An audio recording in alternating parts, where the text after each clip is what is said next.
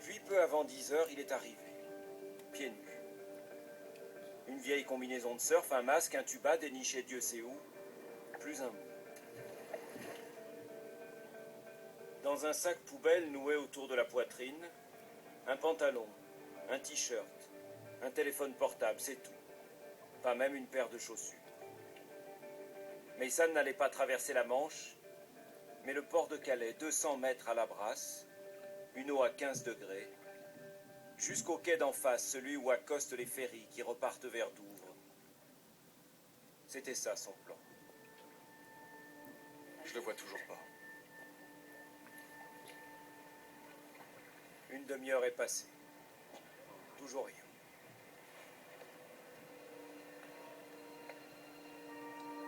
Sur le quai des vigiles, des chiens pour renifler sous les camions.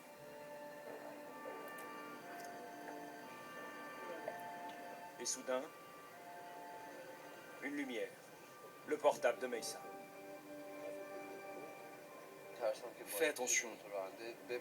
Si tu montes maintenant, j'ai peur que tu te fasses prendre. Le bateau ne va pas tarder à arriver. Tiens bon, je te rappelle. Mason a attendu l'avant-dernier camion et voilà qu'il surgit et se glisse sous la remorque. À peine le temps de l'apercevoir. À plat ventre, sous le 35 tonnes, il s'est caché sur l'un des essieux arrière. Au nez et à la barbe, des agents de sécurité du port qui surveillent chacun des poids lourds qui embarquent sur le ferry.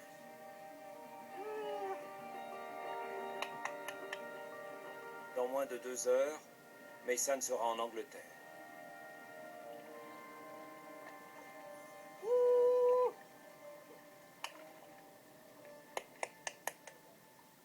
Si Dieu le veut, bientôt, moi aussi je partirai.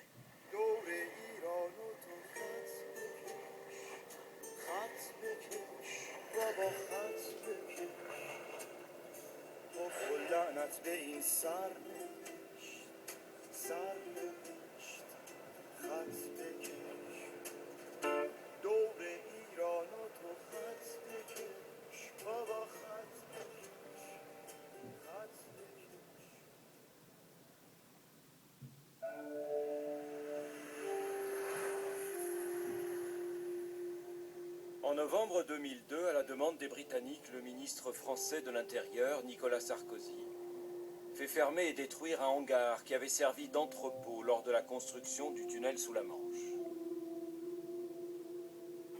La Croix-Rouge en avait fait un abri pour les migrants qui tentaient de rallier l'Angleterre. En 3 ans, plus de 65 000 ont séjourné ici. Pour ceux qui sont arrivés après, il n'y avait plus d'autre choix que de dormir dehors, ailleurs.